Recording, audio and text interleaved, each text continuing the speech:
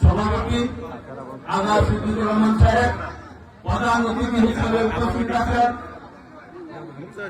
আমাদের কৃতি সন্তান গণমানুষের নেতা বিএনপির যুগ্ম মহাসচিব সৈয়দ কামরান সালেদ্দিন আরো উপস্থিত আছেন প্রধান বক্তা হিসেবে আমাদের লাইনের মণি ফুলপুর কারাগান্ধার বিএনপির কান্ডারি ধানের শীষের কান্ডারি জননেতা মোতার হোসেন তালুকদার আরো উপস্থিত আছেন যুগ্ম আহ্বায়ক বৃন্দ উপজেলা পৌরসভা যুগ্ম আহ্বায়ক বৃন্দ আমার সামনে 4 নং সিদ্ধেশ্বর ইউনিয়নের জনতার অংশ।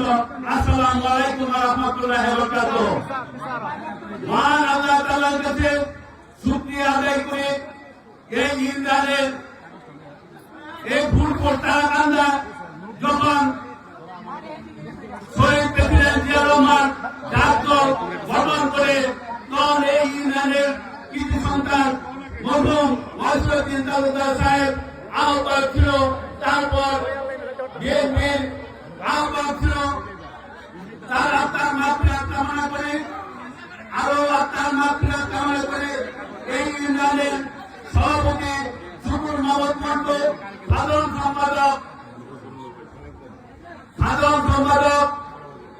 কারুন কাসেম।